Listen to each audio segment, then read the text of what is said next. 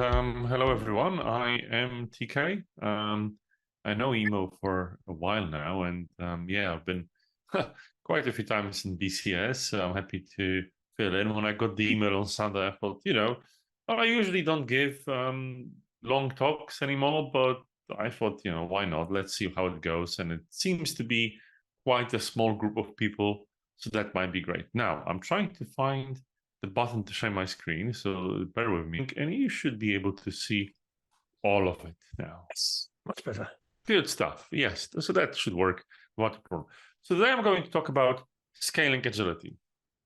Now that I think about it, I've realized that it's obviously a controversial topic, and it's a topic that garners a lot of attention.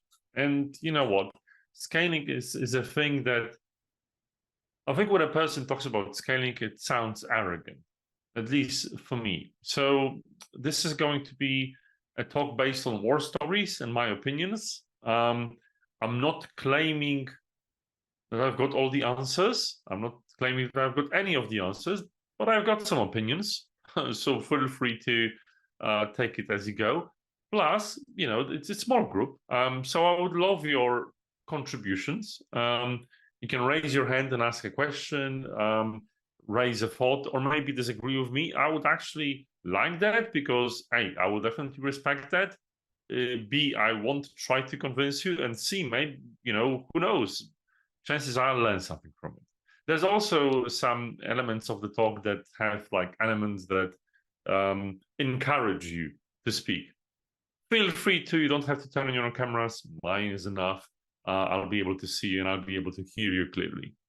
So I'm Tomasz, TK, everyone knows me by. I'm a co-founder of Humble Associates. I've been a software developer at the start of my career, then a project manager, then an agile coach / guide. Now I run a small business along with my business partners and associates. Fun and games, but some of you may have heard my spiel, so I'll skip the sales part this time. So let's start with what Simon Sinek would say, which is why? Why on earth do you need to scale agility? Why is this even a conversation? It's the question I'm really asking, right? You're probably here because Emo had a wonderful advert and you're interested in BCS. But if you think about it, why do you think agility needs to be scaled? Anyone would like to share their opinion? No wrong answers, by the way.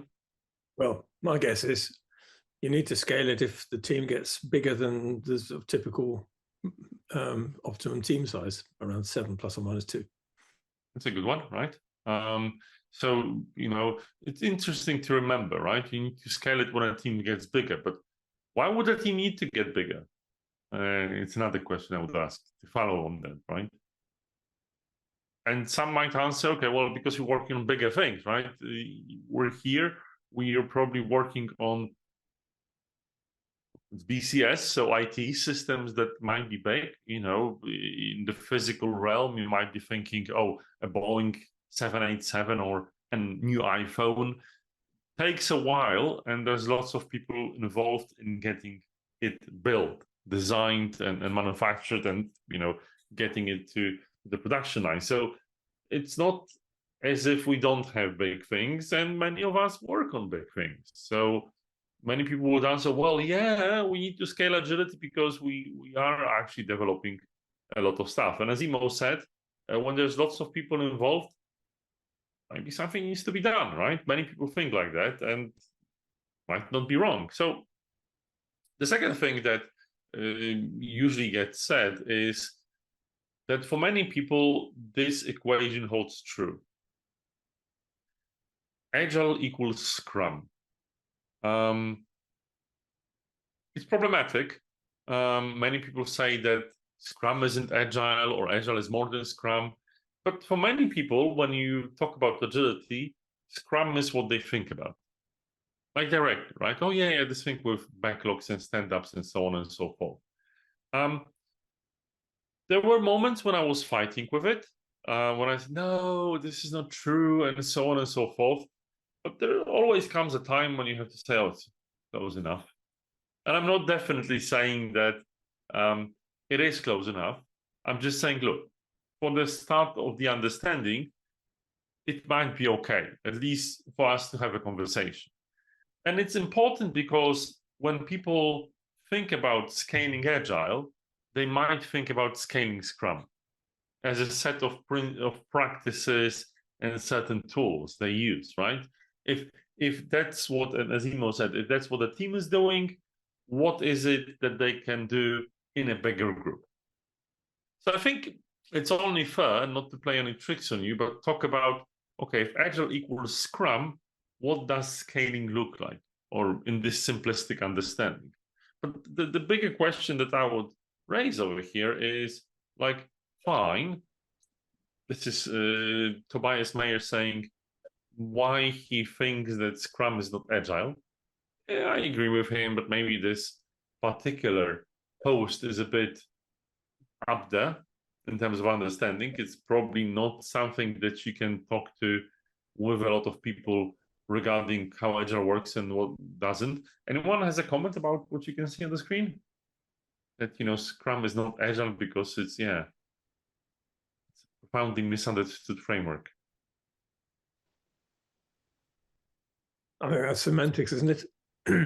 I guess so. That's a good one, Emo, right? It's all semantics, and you know, it's. But if you push this too much, you will get to a point that nothing's anything because it's just semantics. Well, you know, people use Agile in this case of Agile framework to describe something as a framework for Agile. It's, you know, it's the you have a point there. You most certainly have a point. I personally believe that this is actually a very healthy observation. That it depends on your personal beliefs about this method of work. This may or may not hold true. And you're right, it might just be a detail. But many people get hung up on that. What I wanted to say is, if you're looking at Scrum and being scalable, do you think, you know, I'm fairly certain that most of you have encountered Scrum, possibly even worked on it, possibly for an extended period of time. Some of you might be guides. Is it actually built for scale? Is it actually built to be scaled in the first place? What do you think? You can, I would say you can type in the chat, but because I can't see the chat, you would have to speak out with possibly an opinion. And there's no wrong answers, as always.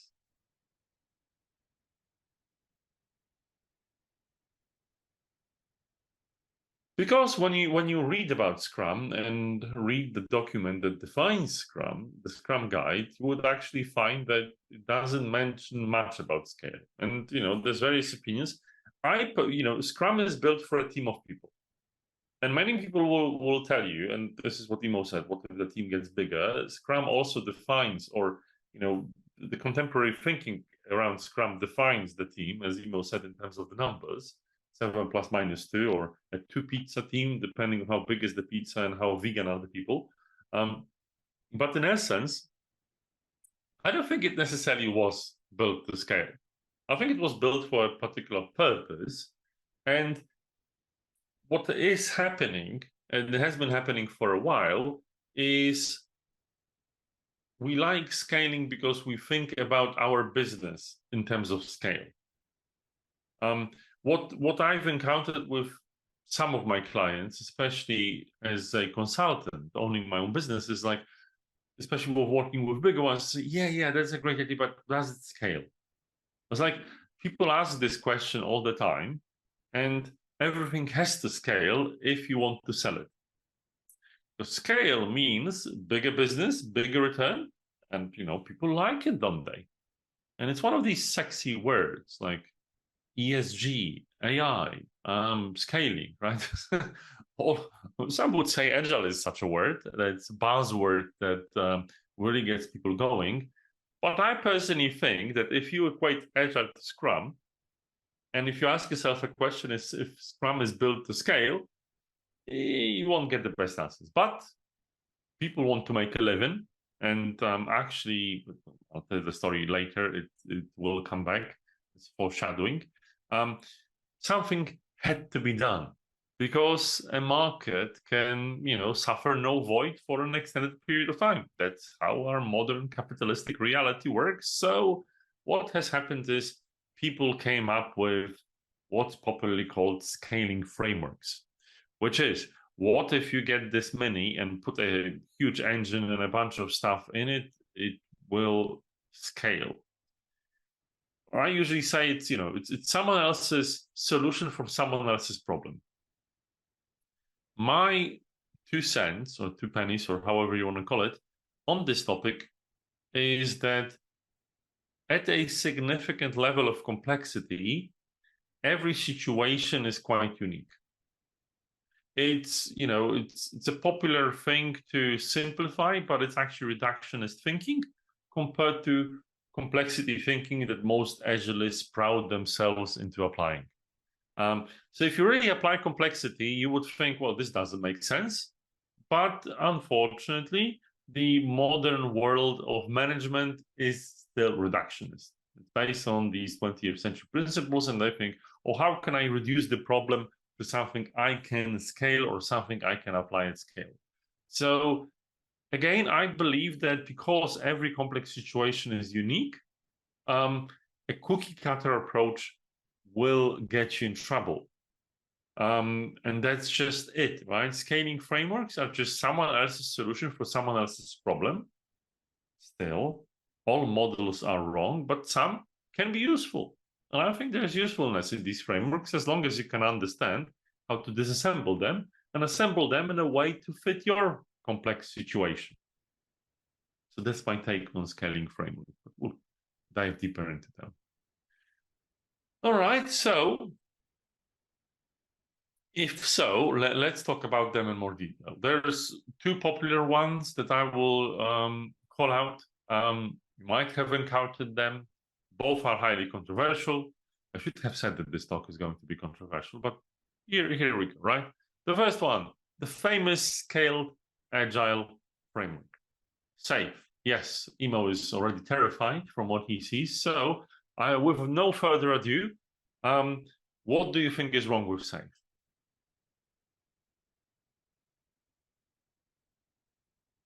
You can raise your hand and speak, or you can shout to the universe saying, everything is wrong with SAFe. And yet it's the most popular, and people like it, and it has a cool name and a cool website, and people spend a lot, especially like in the US. Not that popular in Britain, thankfully or not, but I remember I had a situation when I ended my work with a consultancy, and I still had some time when I was, on notice. I wasn't really doing much, and they still paid me the full rate. So I thought, okay, fine, you're hiring, coaches in the US. So maybe I'll do the interviews, fine, I'll stay late and do these interviews. Oh my lord, they do love their SAFe. I tell you, all the coaches I've interviewed, this was a revelation. I'm not saying I had fun, but definitely it's extremely popular, and in Europe it is more controversial. So many people raise the following thing. First of all, oh my God, it's so complex. I'm actually showing the basic version of it here on the screen. That's not even like the SAFe bare bones or whatever it's called. I'm an SPC myself, so I should know, but it's been a while. There's also people say that SAFe is awful because it has so many roles, right? It doesn't force the organization to change anything. It just brands the current roles as these new, agile quote unquote names, and there you go, right? You don't have to change anything. You just work as you did. Others say, oh, it's awful because of the reason that it's just a bunch of rubbish. It just accumulates and sucks everything in, and there's now even AI as a part of SAFe somewhere in this diagram, not in this one, but the full diagram. There's AI, there's like design thinking, OKRs, whatever gets DevOps, DevSecOps, right? Whatever gets popular gets sucked into this jumble of SAFe. So that's being level. Anything I forgot? Maybe some people would like to add something to it. All of that, there's reason. I'm not claiming there isn't, and I'm not an advocate of anything. Another thing people say is that, you have to plan for like 3 months, and you have to have this big planning meeting. That's not great for many people. And some people just hate it because it's so popular and they want to be edgy and, you know, represent counterculture. I even got sacked once because I implemented SAFe, which I found out some time ago afterwards. But yeah, I didn't want to implement SAFe. It's just, you know, the organization was implementing SAFe, so I thought the program I was working for was the crossroads at this point, and they could go for something classic, or there was support for SAFe. So, you know, this agile thing maybe, like, what can go wrong? Well, you know, some people didn't like it. Happens, right? Because people don't, and that's okay. It's perfectly fine. And I don't love it myself. But I think what's really important is what I have said before, which is, treat it as a candy store. Treat it as you being able to pick and choose whatever you want.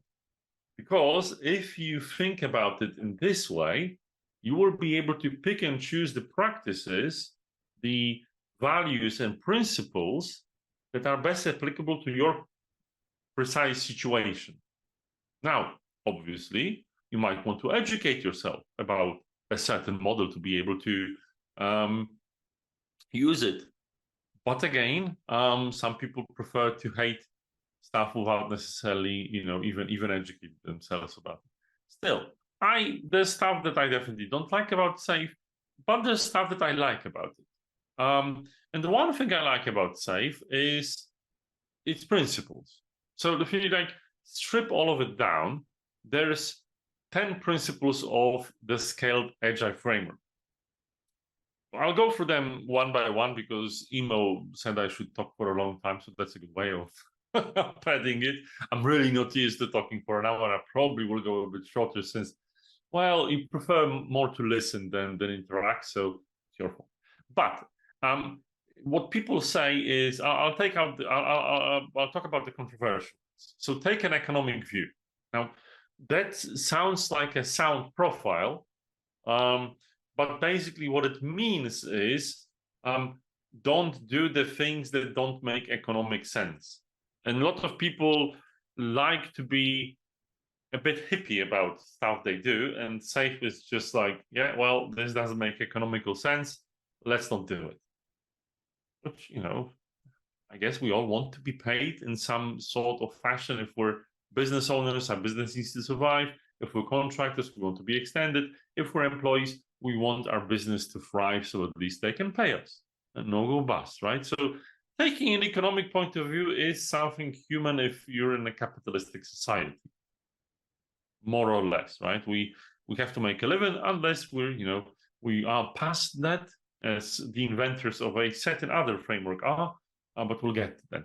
Again, I think the other one that's really controversial is unlock the intrinsic motivation of knowledge workers. Now, a lot of people on Principle 8 think that, I would agree with them, that motivation is an extremely complex topic, and it's not fair to talk about motivation just in a single principle as if you can unlock it as a chest. There's much more to helping people find the purpose in their work and, you know, all models of motivation than just that. And just putting it in a principle can sound like you're oversimplifying it, but yet you don't have to. So that's very important. Now, the other one, which I can't seem to be able to see, oh yes, number 7. This is, I think, one of the most controversial ones about SAFe, because on a principle level, it has this notion of having these big collaborative planning sessions. I personally like them. Some people find them wasteful. Now, I don't know, it's 2023. What can be wrong in meeting once a quarter and talking about plans? I was like, that you have to, well, now we can even do it virtually. Now, you always could do it virtually, just people like flying. Now some people are, including myself, more content on doing things virtually, even in large groups. Look, right? Some people would say that this meeting breeds difficult situations in a way that because it's so large, people start pre-planning, and I've seen that. And unfortunately, so instead of going in with a fresh mind, trying to collaborate on a solution, once, anyway, I think you were there, we had a planning like this, and it was so busy that I had to go back to the hotel staff and ask them to crank up the air conditioning because it was really getting hot in the room. You might remember that. That was wonderful. It was really buzzing, and you and other people were really planning hard, and you can even feel it in the temperature in the room, right? They're properly collaborating. Yet, unfortunately, I covered all the window with Post-it notes, and I went around photographing. Yes. I still have the photos. But the interesting thing there is that what happened in time, and I've seen this happening in many organizations, and then I started counteracting it in other implementations with my other clients, is people starting to prepare for this meeting too much to look good, which means is that they arrive with ready-made plans, which is completely not what is intended here. Not at all. But, human nature, the most potent thing in the universe. What I also like about, for instance, Principle 9 is amazing, decentralized decision-making. And I think SAFe does it really well and preaches it really well as a framework, said that decisions shouldn't be made in one central point, but should actually decentralize it. This is one of the, I think, great principles of scaling. Now, whenever you say scale, I will say decentralized decision-making, because this will really help you with all these processes, and it's one of the greatest principles. So you've got the 10 principles of SAFe. Some you might find controversial, but personally, I really like all of them. I might debate the order, and I might debate some of the practices in SAFe. Like, for instance, there's a practice in SAFe that you should build a hierarchy of scope items, stories, epics, whatever, and sum the points and then compare them against the teams. It's actually advised. And there was like a SAFe conference, and one of the SAFe fellows actually made like a quick poll, and it's like out of hundreds of people, maybe like 5 ever did that. So people that know this framework know how not to apply stupid things. That's the reason why some of these things are there, but they're few and far between, in my personal opinion.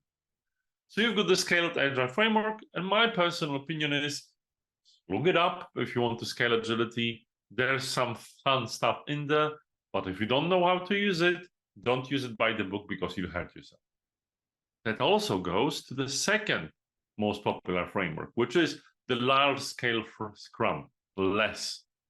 Now this one it has a better, I would say, marketing. No, it's nothing to do with marketing. This one is more liked by practitioners and has a better rep. Not more liked by the companies actually applying it, which are few and far between for the reasons we'll talk about. But practitioners like it because it just feels more pure. Now, it's interesting because SAFe is an interesting one because it's on its 6th version. But since I got certified in 2017 in LESS, it hasn't changed a bit. I might say you don't need to improve perfection. But I would say that, the world is changing and you're discovering new information, especially if one of your principles is empirical process control. But knowing the inventors of LESS, I would get why it's so. They, especially one, Craig, he got a huge settlement after an accident, so he doesn't necessarily have to look for clients. He has a full inbox of people that want him to work for them. So that's that. So there are a lot of differences between SAFe and LESS. So if SAFe is looking at it from a point of view of a more mechanical engineering diagram, you can clearly see it in like this slide. LESS is more organic. So they both do a similar thing, but they have similar and yet different principles. The problem with less is it's less popular because they don't do such a great job in marketing and sales as the SAFe people do. So if you become and I can't blame them, everyone wants to make a living. The SAFe organization, the Scaled Agile Incorporated, is working with partners, so consultancies. These consultancies are getting trained also on how to sell, using a very effective technique that I myself have read the book, the Challenger Sale. But yeah, good stuff. You're selling your stuff. Sell is to be human. As a book by Simon Sinek says, I think, or Dan Pink, I can't remember. But what I do remember is from when I've certified, there's these pretty pictures of less, and these are the less principles. So I'll go over a few of them, and I'll tell you why I find less controversial. I managed to use it as a basis of one agile scaled implementation, however you want to call it, with lack of success. I won't call it a varying degree of success because it was invariably a bit of a failure. But I know why, as I've learned from it. So the interesting thing is that the principle at 12 o'clock says that the large scale Scrum is Scrum. And you might want to go back to the beginning slides when I said, oh, is Scrum built for scaling? And I voiced an opinion that it isn't. And this actually is saying, look, this is just Scrum, but done at a scale level, like having all the principles and core mechanics of Scrum. And it's just like putting this huge engine in a Mini. It's like, why would you do that, right? It wasn't designed for that. It's very hard to do. Also, what's really interesting here is if you look at these at 3 and 4 o'clock, so the whole product focus and customer centricity, clearly it's done around a product and a customer. Now, these are well known from Scrum, obviously, but not all. There isn't always a product and there isn't always a customer. Sometimes there's a program that may produce a process that will produce Boeing 787s, and a customer. Yeah, there's a customer, but it's it's further away, and sometimes it's just a value consumer, or sometimes you have a regulatory thing. So it's not as simple. So even focusing on this particular thing locks you down to a particular application, which again, it's fine, because if you apply it, as I said, which is like all models are useful, so all models are wrong, some bits of them are useful, feel free to. It obviously also has some great ones like lean thinking, systems thinking, empirical process control, although they could probably eat their own dog food here. And queuing theory, okay. I would say the queuing theory should be a part of lean thinking and systems thinking.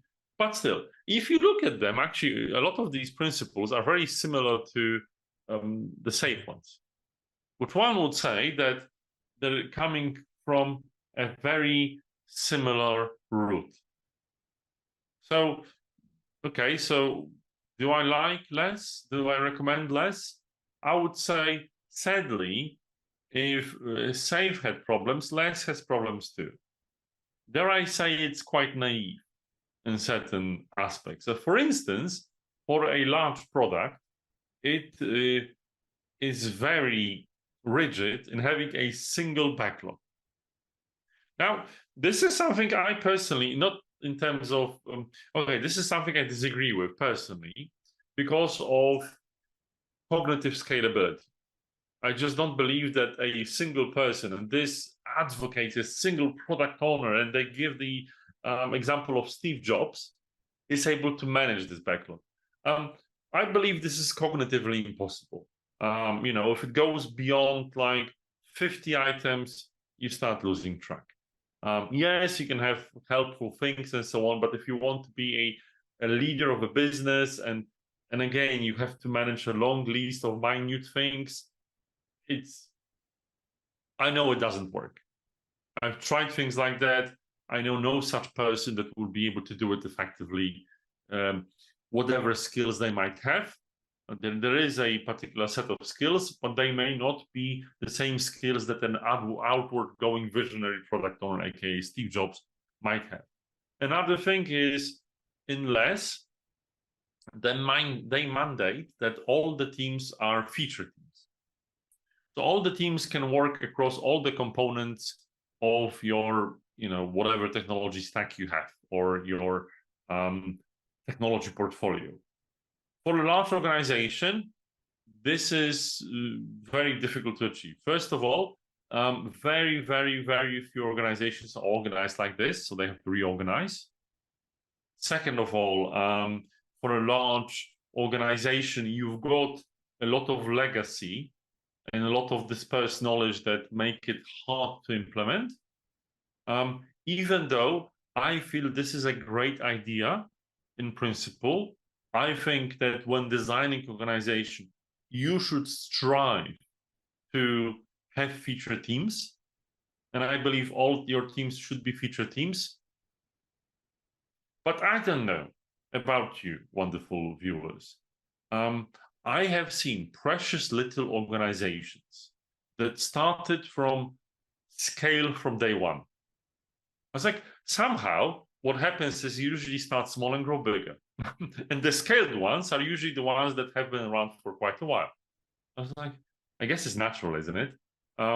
So again, it's great if you design your organization with this in mind, but usually your clients are big organizations that implementing feature teams is difficult for them. I've done that in organizations successfully. There are some patterns that help, like, system custodians, exchanging people between teams.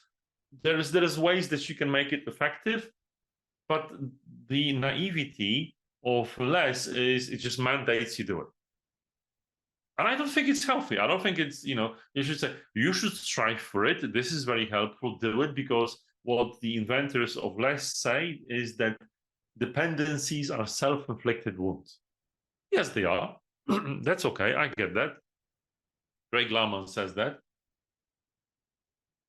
But it's not enough to say that. I remember seeing him in 2017 in Bloomberg in London on a stage. And he said that, we might obviously be quite familiar with that. Continuous integration is like the most important thing and so on. And you have to, continuous integrating means that you continuously integrate. And there's one guy, and I remember, like if it was yesterday, beautiful room in Bloomberg by Moorfields. And this guy just puts his hand up and said, I work in like medical equipment, and it's like difficult because, leaving people, health, people may die and so on. And Craig just said, you're stupid. You just don't know how to do it. I was like, you can't apply a framework like that. It's all about, I'm not saying all about making compromises, but understanding that you need to start with that. So less is what in its pure form as written, it is quite extreme. And by which I mean naive, because many organizations, unfortunately, are not able to meet it, even though guides and practitioners are raving about it. Because in theory, it's so great. It's like, many people claim to be religious, but in the moment of crisis, do they really follow the values they aspire to? Many would, right? And there are some great examples from history. Many do not. And I would unfortunately postulate that the majority does not. Still, great principles and some amazing practices and by the way, both of these frameworks are freely revealed, which means is you can go to the website and read all about them. All these frameworks are completely open. You can definitely go there. They do that because they know that both are so complicated, they probably need a consultant to do that, and best a certified consultant that they would certify themselves. There you go. Having said that, let's get back to the very beginning, which is the moment that I said Agile equals Scrum. And I said, well, let's assume it does, so we'll go through this with this assumption in mind. Even though I personally don't think it's correct. You might remember that the title of this talk is the first rule of scaling agility. So I remember at one point, I was like meeting with a group of consultants, and I said, well, do you know the first rule of scaling agility? And they said no, and I said what the first rule is in my mind, and they were like silent. And then like the boss of the group said, well, TK, you can't just say that like that without an explanation. And then I basically delivered this whole talk. Oh, okay, so a shorter version of this talk, right? Why I think this is the first rule of scaling, but this time I did it the other way around, which is I will end up with the first rule rather than explaining what it is and why I think so. But what if this particular question is Scrum equals Agile or Agile equals Scrum is not equal, isn't true? And Agile instead is like the definition from Lisa Atkins, which is it's a response to the ever-changing world. It's a mindset, it's an idea, it's a philosophy of work. All these wonderful things, right? Which is closer to what I believe. Maybe some of you believe it too. I think this definition from Lisa is actually quite dated. I would maybe replace it with a better one. But for now, the problem of this definition is it's neither here or there. It might be factually correct, but does it connect to the viewers and, or more importantly, to clients, which might be the same people? But I would say that the important thing is that if Agile is just a set of values and principles, the first rule of scaling agility is you don't scale agility at all. Because scaling agility is like scaling kindness. It's like scaling common sense. It's like scaling critical thinking or scaling love. These concepts are wildly scalable, and yet you don't have to really scale them, do you? Because if agility is a mindset, it does not require to be scaled. This is many Agilists and many Agile guides are subscribing to a model of shuhari. So shuhari is, in Japanese, I think it's follow, break, and leave. It's the way of teaching martial arts in Far Eastern dojos or martial arts schools. Now, I think, and obviously there's like this whole martial art tradition, culture, and philosophy tied to it. It's all wonderful, and it's a great school of character and so on and so forth. But there's some things that are wrong with that. First of all, there's nothing wrong because it's being taught to young children to start with. Many of these methods were developed to teach children. And children, because of the fact that they're developing still, don't always have the motivation and the sense of purpose to understand the whole thing. Thus, you just start by, doing the katas or some other martial art things that I'm not that familiar with, but that's how it works. I think this is not appropriate to be used with adults at all. The reason for that is if I just tell you to do the movements, wax on, wax off, like Mr. Miyagi, I'm robbing you of the actual reason why you might want to do that. Because there is a reason, right? You just practice the movements, develop your muscle memory and muscle groups, whatnot, and so on, so you can beat this guy at a karate tournament. This is why you should be motivated to work hard, because as an adult, you have a choice not to. Slave is over, sorry, you always have a choice. There is no point doing that. And such, if people are still in this shuhari model, they will try to develop agility in an organization through a set of frameworks. Yeah, because you use post-its, you will eventually become agile. Or we'll implement Jira, and Jira will make you agile just by the virtue of Jira. So, okay. Jira is a separate topic. Again, some positives, some negatives, as always with me.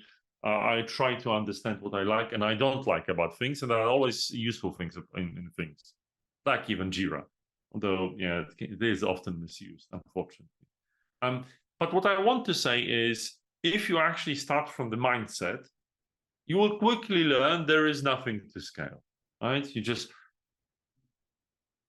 The way I teach agility nowadays is I even don't talk about the values and principles, because they were developed in 2001 for software. And you BCS, so software, right? But I work mainly outside of IT nowadays. And I tend to talk about the 3 pillars of agility. 1, always knowing your North Star of value. 2, constantly iterating and making sure that you are improving. And 3, always focusing on tangible outcomes. So always making sure you deliver anything in a cycle, right? And I encapsulate the whole agility in these 3 things. Do I need anything to scale that? As long as people are thinking like that, it will automatically scale. And the whole company, yes, of course, scaling can be brought into how do you spread this? How do you become a change expert? How do you become a bearer of good news of this philosophy? But it by no means requires a framework. You just scale it by examples and by talking about it, right? And that's really it. That's really all you need. And I remember it's very interesting because there's in 2016 I met a lady, Martina Devos, and she co-invented Scrum independently in Belgium, in some ministry or something. I think Ministry of Labor. She was doing essentially Scrum. And even the guys in the US, I mean, Schwaber and Sunderland, acknowledged that. But she didn't publish it and didn't start the federation. But then she went to London and was teaching there. And I remember she was asked about Scaling Agile, and she gave an answer like, yeah, you don't. What was the point? And I remember at that time, in like 2016 or 17, I had no clue what she was talking about. It had to be years before I really understood what she meant by the fact that there's just no point. But then again, if a lot of people are actually, earning through Scaling Agility, it's about Chad. Oh my God, you raised your hand. Come on, get your opinion out there. Yes, I think the concept in itself, when we talk in terms of scaling, especially a framework, is kind of convoluted. Especially whenever I'm a government contractor, so going into these contracts, I mean, we're talking in terms of some companies running contracts into the ground and then trying to find quick solutions in order to dig themselves up out of the grave, right? So I think and I think you have a great perspective on straying away from the principles and focusing on the pillars, due to the fact that, I mean, really what the customer wants to see is progression in the project. And if we're talking in terms of the Pareto rule and, getting all of the core functionalities up front, et cetera, I mean, obviously, everybody manages differently. I've been on some teams where they manage in ServiceNow and couple that with aspects of Jira, or it's primarily managing in Jira, and looking at it from a portfolio view. But I look at it as the concept in itself is just convoluted, because now when we talk in terms of scaling, what are we scaling? Are we scaling just backlogs of work from broken contracts, or are we talking in terms of solely focusing on new projects and the potentiality of there being an influx of new demands on top of what your primary requirements are? So I just that it gets a bit more confusing than I think it really needs to be. It's brilliant, confusing and convoluted. The best opportunities for consultancies to earn more money. There's no better business model than clients being confused and having a convoluted model for some high billing consultancies. As an owner of a boutique consultancy, believe me, I know that. But to your point, Chad, one of the first questions I ask my clients, one of the most difficult ones, is like, it's really mind-boggling, and it just sometimes breaks their back. Not literally, but you can imagine the silence and the thinking that's and the realization of how basic of a question it is, and how awestruck and ashamed they are that they have no clue how to answer it, right? So usually what happens when I go to a client and they just like, I even had a client, they're not working with them, but it's like a 16 people company, and they like, in one of the first sentences they want save. I was like, okay, well, you know, I was a bit apprehensive, and you could feel it through my tone, and they picked it up. But then I asked my question, right? So, okay, so yeah, I get what you said in the last 15 minutes of describing your various problems. Now, I would like to ask you a single question. By hiring us, what would you like to achieve? And bar none, most, you know, all of these clients, all of the people I ask this question really have a hard time answering that.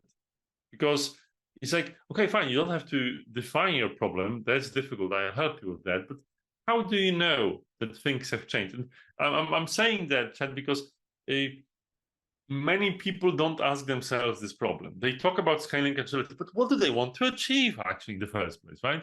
You say, okay, but tell me. It's highly confusing because people are doing it for the sake of doing it, not with any aim in mind. They don't ask themselves the basic question, what is it that you want to achieve? Like you're building a 787. Now, if you implement whatever scaling method or, you know, kumbaya, we all love each other, agile mindset type, what do you want to be different? Because if you think nothing will actually change, or you want to achieve nothing, why are you doing this? Why at all invest in these expensive consultants from humble associates if there's no purpose to that? We'll just, you know, you'll spend your money, you won't be happy, and we won't be happy either. So what's the point? And I think this is what usually happens. And Chad, what you said that is that people want faster delivery, more stuff done. There is a risk there in terms of sub-optimization, right? You know, you can get some stuff done quickly, but for how long? And, you know, it's not about how fast you are, but how quick you are.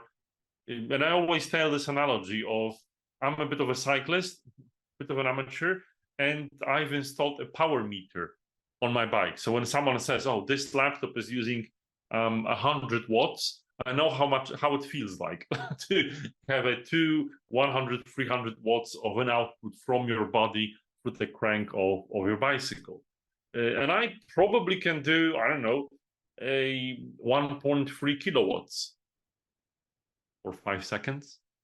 And the race is an hour. So that's really it, right? How can I spread my energy to be able to be the quickest or reasonably quick, rather than maximizing my power output for a brief period of time because my muscles can't handle that for more than a couple of seconds. Chet, I think you're muted. Maybe you wanted to add something. Oh no, yeah, I was just gonna to your point of it not being about how fast you provide the results and stuff like that. I think where a big issue is the initial diagnosis of the problem, like what you had mentioned, right? And I'm thinking in terms of the entirety of the process of from outreach to building a business proposal, and then, you know, the flow down from there to actually acquiring the contract. I've been a part of that process for the past 3 years, and one thing that seems to remain true are the technical details associated with the initial problem, right? And then on top of that, not accounting for, like you mentioned previously, the legacy systems that are also involved. Yeah. So whenever you're trying to build microprocesses on I would say newer implementations for microprocesses on legacy equipment, some of them that's already air gapped and all that fun stuff, it makes it extremely difficult for I would say, the conceptualization phase of the actual project and what you want us to achieve. So I've seen a lot of different complexities when it comes to just the initial request, right? And then the application of the requirements building. And that's brilliant, right? And the thing is, there are people, and these are real problems. These are the difficult nuts to crack, but not everyone is able to really focus on them. So instead, they fumble around with Jira. I'm sorry to say this, but everyone wants to be useful, and some people want to be useful by saying, "Look, I've scaled agility," but the problem may be somewhere else. And fine. There is, I'm sure there's always the ability to optimize the way you work, but the question is it worth it? Because every change has a cost. It isn't a real change if it doesn't go through the J curve of change, which is things need to start be worse before they get better. This is how real change works. And if someone tells you it's not what's happening, it will either take a very long time or they're doing nothing at all except, emptying your purse. It's just how change works. Now, with all that, that's nearly my last slide. I'm happy to take questions, but before I do, a bit of I'm not selling anything, but if you like my style of talking and if you want to hear about some of the stuff I do and we run a fortnightly session, Agile 101. We run more sessions. So if you go to our LinkedIn profile, you'll see them. There's one coming next week about Agile Coach or Scrum Master. What the hell do I need?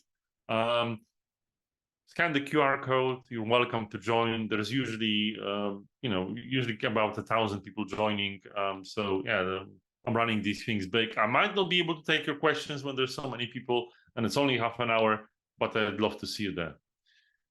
And with that, this is my talk, but I'm happy to stay around for a while to answer any questions or any discussions you might have.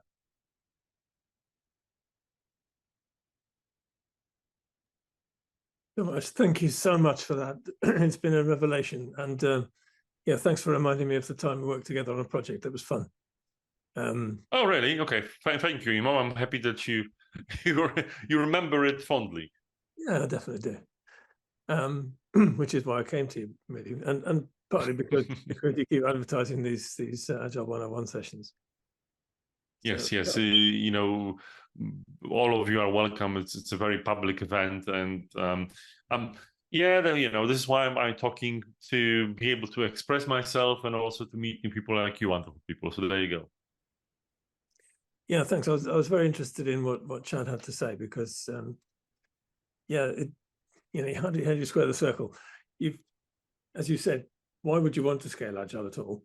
Because it's like, yeah, as you said, the concepts don't really match. No, they don't. And sometimes, like the situation we were working with, Imo, is like they had to organize themselves somehow because they were disorganized. So the choice I had was to step in and said, look, you can organize yourself in a agile way, because they all knew the classic way of organizing themselves. So I thought, it's probably better to do it this way than the alternative way, which everyone was educated on. And yeah, there you go, right? You can only do so much. And as Chad said, and as also you said, that there's always legacy. There's always something you're starting from. Yeah, and there's always something, that we just quite often a hidden agenda of some kind, because in the situation we were in, the sort of unspoken intention of the stakeholders was that they outsource all of the development to India. Oh yes, well, but that was always the intention of the organization we were in, right? Eventually, but then again, we were consultants, both of us, and our job was always temporary in that organization. And I guess it's something that we have to face, that as experienced and well-paid mercenaries were there to start it up, bootstrap it, and then to hand it over to people that can lead it long-term in a sustainable way for the organization. So there you go. At least this is what I'm in a different situation now, which it's always best to continue business, but if your business model is to be, a consultant, it is always to be temporary, isn't it? Right? You can always find a job and stay there for the remainder of your career, but we've made a choice. to work for a consultancy or to start a consultancy. So here we are suffering the fate of our choice. Thanks, by the way, to Tom Gilb, who's been strewing references into the chat. Oh, yes. I actually haven't seen the chat. Tom, So Tom, let's... as you know, is one of the major figures in the development of the Agile approaches, and he's written lots of books, including about his method Evo. So I think his opinions are worth hearing, and in fact, Tom's done quite a few talks to this very august specialist group in the past. See, I've missed so much in the text chat. Well, there's a whole world of comments. So there you go. I'm going to, once we finish the recording, this chat is going to be saved to my hard disk, and good stuff. Anybody I'll who have a read. A copy of it, please let me know. You've all got my address, I hope. I'll put it in the chat as well.